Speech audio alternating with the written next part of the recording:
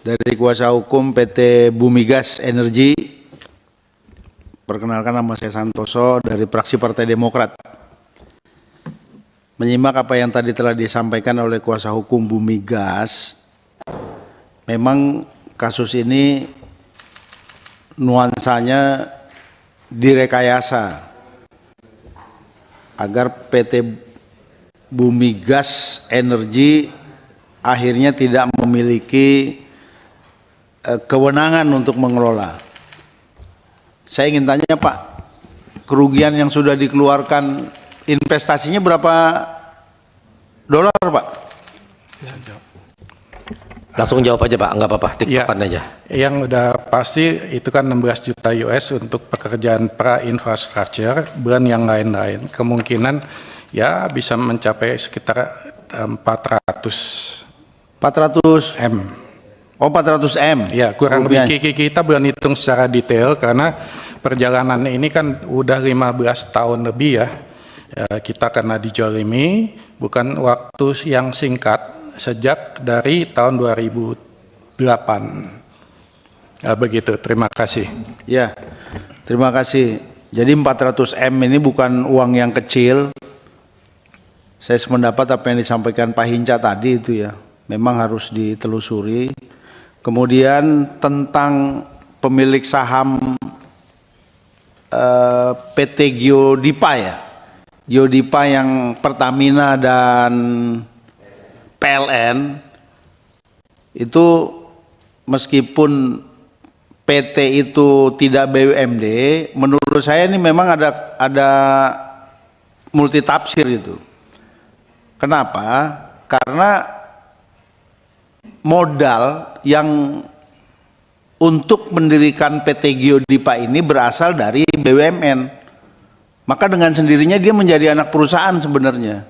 Akhirnya kenapa KPK turun tangan ikut menangani ini.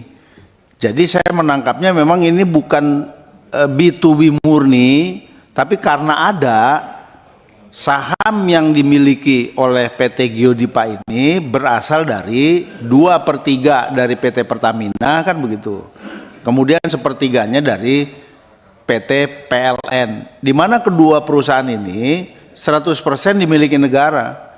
Jadi kalau dia mendirikan perusahaan lagi, berarti ini anak perusahaannya yang holding ya, yang gabungan gitu. Sehingga mungkin perkiraan saya itulah yang menyebabkan KPK akhirnya turut serta juga untuk menilai persoalan yang ada di PT Geodipa dengan Bumi Gas Energi. Namun demikian, dengan adanya surat dari KPK yang menjadi dasar Mahkamah Agung memenangkan Geodipa, kan begitu ya. Setelah ditelusuri ternyata keterangannya palsu. Nah, menurut saya ini harus benar-benar pimpinan ditindaklanjuti oleh kita. Apa faktor yang menyebabkan pihak, tadi kan disampaikan sebenarnya bukan KPK ya, tadi disampaikan tuh, bukan KPK yang langsung datang ke sana, katanya dari kejaksaan, begitu kan Pak ya? Kalau tidak salah tadi ya? Iya. Izin ya, saya menjelaskan bahwa yang mengatakan itu membuat surat itu KPK. Bahwa ini surat itu kan kita bisa baca sumber informasi tersebut dari PT HSBC Indonesia. Itu sudah absolut yang tertulis hitam putih di surat KPK tersebut. Tetapi waktu akhir 2022 itu ada wartawan diundang di KPK, deputi pencegahan tersebut melakukan video conference bahwa satu katanya tidak mengatakan bahwa itu surat keterangan itu sumber informasi tersebut dari PT HSBC Indonesia, tetapi dari kejaksaan. Karena kami dapat video conference itu, wartawan menanyakan kepada kami, kebetulan pada saat itu kan saya juga lagi holiday akhir tahun ya. Nah, dari situ di bulan Januari akhir atau awal Februari kami ketemu dengan wartawan itu dengan memampangkan ucapan Pak Pahala Nainggolan itu, dan kami duga apa yang diucapkan oleh Deputi Pencegahan itu semuanya keterangan palsu. Nah, itu mungkin kan saya sudah bagikan di majalah Five ini ya, kita sudah buka cerita sebenarnya. Apa cerita sebenarnya? Mungkin bisa di sana ya. Nah, ini kan kita bisa lihat dari sini nih, apa yang diucapin oleh Pak Pahala Nainggolan. Sebagai deputi, kalau emang surat KPK isinya benar, kami menerima. Masalahnya konten dari surat KPK itu kalau kita bandingkan dengan apa yang dituliskan, ya kami mengklarifikasi dengan apa yang disampaikan di surat KPK tersebut kepada pihak-pihak, misalkan seperti PT HSBC Indonesia, HSBC Hongkongnya sendiri, kontennya berbeda.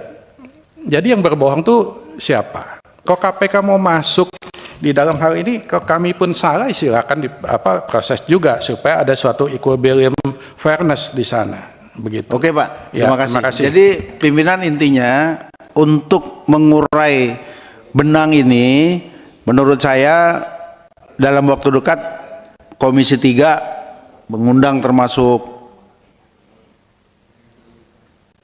hal-hal yang berkaitan dengan persoalan ini, ya KPK, termasuk banknya tuh ASBC, ya termasuk mungkin wartawannya yang mendengar pernyataan dari pimpinan KPK begitu, ya supaya apa? Supaya ini jadi jelas. Karena menurut saya inilah kenapa Indonesia salah satu negara yang kurang diminati oleh investor, karena ternyata banyak investor itu tidak memiliki kepastian hukum dalam berinvestasi. Menurut saya ini juga satu terobosan yang harus kita lakukan agar kepastian hukum yang didapat oleh para investor yang pasti memberikan sumbangsi pertumbuhan ekonomi di Indonesia